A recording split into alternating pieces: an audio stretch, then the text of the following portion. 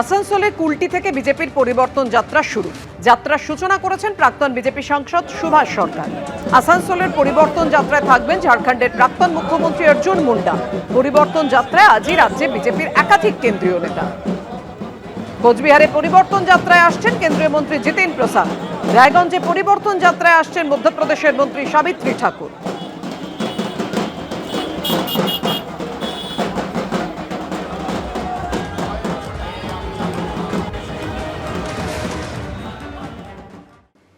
প্রথম পর্যায়ে চূড়ান্ত ভোটার তালিকা বেরোনোর পরেও এসআইআর ঘিরে চলছে রাজনীতির তরজা।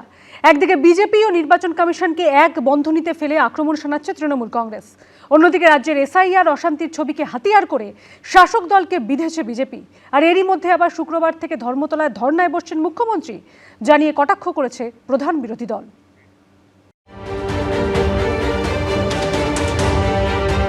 যুদ্ধ, অসংখ্য মৃত্যু, শেষ হয়ে যাচ্ছে শিশুরা, সন্তানহারা মায়েদের কান্না, টাকা ও অস্ত্রের আস্ফালন, যুদ্ধবাজদের দাপাদাপি, স্বৈরতন্ত্রের নির্মম পরিণতি।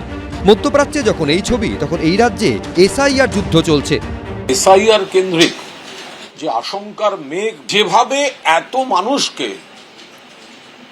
বিজেপির নির্দেশে অনিশ্চয়তার মধ্যে ঠেলে দিয়েছে নির্বাচন কমিশন, তার জেরেই এই মৃত্যু। আমাদের জেনুইন ভোটারকে বিজেপির নাম ব্যবহার করে যেভাবে তৃণমূল কংগ্রেস ভোটার লিস্ট থেকে বাদ দিয়েছে, সেই শুনানিগুলো সম্পূর্ণ না করে পশ্চিমবঙ্গে নির্বাচন করা যাবে না। আন্দোলনের ঝাঁজ আরো বাড়িয়ে শুক্রবার ধর্মতলায় ধর্নায় বসতে চলেছেন খোদ মমতা বন্দ্যোপাধ্যায়, জানিয়ে এখন থেকেই রাজ্য রাজনীতির পারদ চড়তে শুরু করেছে। আতঙ্ক এবং মৃত্যু মিছিলের প্রতিবাদে শুক্রবার বেলা 2টো থেকে ধর্মতলায় ধর্না শুরু করছেন মমতা বন্দ্যোপাধ্যায়। মুখ্যমন্ত্রী ধর্নার রাজনীতি শুরু করবেন কি মুখ্যমন্ত্রী ম্যারাথন দৌড়ে রাজনীতি শুরু করবেন? এটা তো মুখ্যমন্ত্রীর ব্যাপার, আর উনি তো এরকম করে থাকেন। আমরা মুখ্যমন্ত্রী কি করছেন সে ব্যাপারেও চিন্তিত না। এই প্রেক্ষাপটে রবিবার নির্বাচন কমিশনের ফুল বেঞ্চের সঙ্গে পশ্চিমবঙ্গে আসছেন মুখ্য নির্বাচন কমিশনার জ্ঞানেশ কুমার।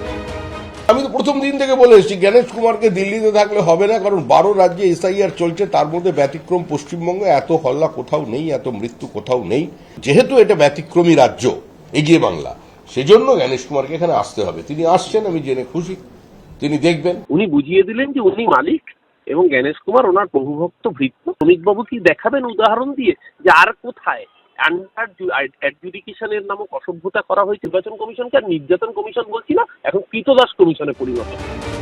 সব মিলিয়ে ভোটমুখী পশ্চিমবঙ্গে এসআইআর নিয়ে রাজ্যের শাসক ও বিরোধীর মধ্যে দোষারোপ পাল্টা দোষারোপের রাজনীতি চলছেই। শিবাশিস মৌলিক, আশাফুল হোসেন, অনির্বাণ বিশ্বাস, এবিপি আনন্দ। ভোট ঘোষণার আগেই রাজ্যে এসে পৌঁছেছে কেন্দ্রীয় বাহিনী, শুরু হয়ে গিয়েছে রুট মার্চ। বুধবার সকাল থেকে কলকাতার বিভিন্ন এলাকায় টহল দেন বাহিনীর জওয়ানরা।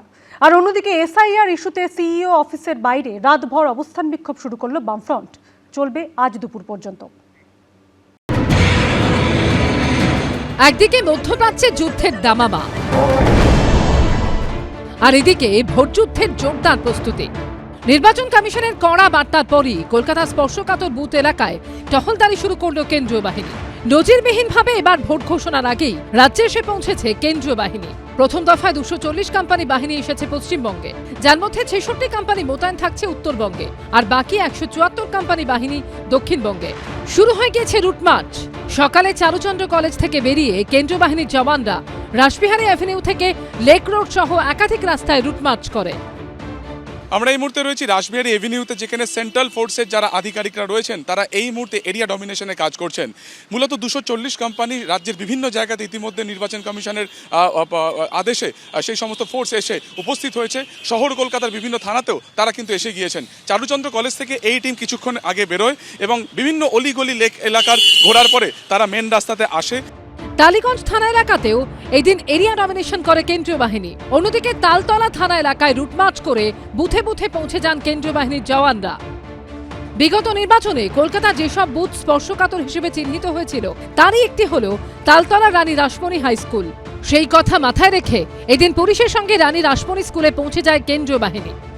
তালতলা থানার অঞ্চলের ঠিক একটি স্কুলের সামনে, এই রানী রাসমণি হাই স্কুল, এই স্কুলটি হচ্ছে একটি বুথ এবং বুথের সামনেও সেন্ট্রাল ফোর্সের বাহিনীকে নিয়ে কলকাতা পুলিশের তরফ থেকে তালতলা থানার যারা আধিকারিকরা রয়েছেন, অফিসার ইনচার্জ সহ অন্যান্য আধিকারিকরা, তারা বিভিন্ন এলাকায় যেমন রুটমার্চ চালাচ্ছেন, তার সঙ্গে সঙ্গে বুথ যেগুলো রয়েছে, যে বুথে আগামী দিনে নির্বাচনের দিন বা তার আগের দিন ডিপ্লয়মেন্ট হয় এই সেন্ট্রাল ফোর্সের আমরা জানি, এবং সেই ক্ষেত্রে আগে থেকে যাতে বুথের আশেপাশে সমস্তটা চেনানো যায় সেই প্রক্রিয়া চালানো হচ্ছে। লোকসভা হোক কিংবা বিধানসভা, ভোট এলেই অশান্ত হয়ে ওঠে কলকাতা পুরসভার 109 নম্বর ওয়ার্ডের শহীদ স্মৃতি এলাকা। এই দিন সকালে পঞ্চসার থানা এলাকার চকগড়োয়া থেকে শহীদ স্মৃতি বিভিন্ন এলাকা ঘুরে দেখে কেন্দ্রীয় বাহিনী। পঞ্চসার থানার ওসি সহ পুলিশ আধিকারিকরা যেমন রয়েছেন, কেন্দ্রীয় বাহিনীর জওয়ানরা কিন্তু আজ সকাল থেকে রুট মার্চ করছেন। মূলত 109 নম্বর ওয়ার্ড কলকাতা পুরসভার এই অঞ্চলে কিন্তু প্রায়শই প্রত্যেকটি নির্বাচনে, সে কলকাতা পুরসভার ভোট হোক, বিধানসভা নির্বাচন হোক, সব ভোটেই কিন্তু গন্ডগোল হয়। কিন্তু এবারে কেন্দ্রীয় বাহিনীর জওয়ানরা যেহেতু চলে এসেছেন, ইতিমধ্যে 240 কোম্পানি কেন্দ্রীয় বাহিনী জওয়ান রাজ্যে চলে এসেছে, বিভিন্ন থানা এলাকায় তারা রুটমার্চ করছে। তেমনই পঞ্চসার থানা এলাকায় তারা কিন্তু রীতিমতো পঞ্চসার থানার পুলিশ আধিকারিকদের সঙ্গে নিয়ে সশস্ত্র অবস্থায় রুটমার্চ করছে। हमारा मेन टारगेट है जो वोटिंग है पीसफुली कराना, उसी के लिए हम लोग आए हैं। বেহালার বুড়ো শিবতলা মেন রোড, রায়বাহাদুর রোডেও দেখা যায় এক ছবি। এখানে রুটমার্চ করেন কেন্দ্রীয় বাহিনীর মহিলা জওয়ানরা, সঙ্গে ছিল বেহালা থানার পুলিশ। এই আবহে এই দিন এসআইআর ইস্যুতে সিইও অফিসের বাইরে রাতভর অবস্থান বিক্ষোভ শুরু করল বামফ্রন্ট। চলবে বৃহস্পতিবার দুপুর পর্যন্ত। ভোটারদের হয়রানির প্রতিবাদ, নাম বাদ দেওয়ার চক্রান্তের অভিযোগকে সামনে রেখে টি বোর্ডের সামনে থেকে মিছিল করে মুখ্য নির্বাচনী আধিকারিকের অফিসের সামনে আসেন বামফ্রন্ট নেতাকর্মীরা। মিছিলে হাঁটেন বিমান বসু, মোহাম্মদ সেলিম, সুজন চক্রবর্তীরা।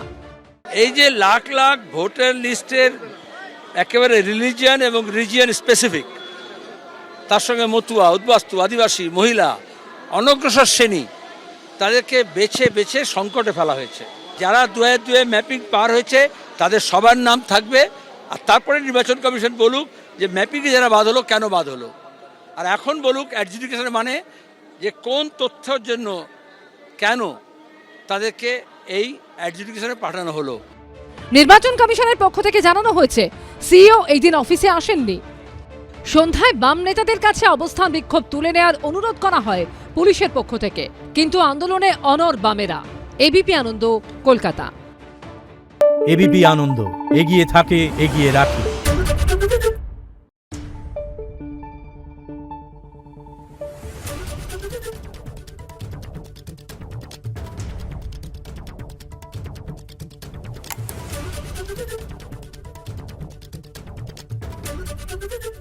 আরে চাটা দে। ভাই আমার একটা চা দেন। কি হলো আমারটা? বাংলা পক্ষপাত চায় না, বাংলা খবর চায়। বাংলা খবর, বাংলার খবর।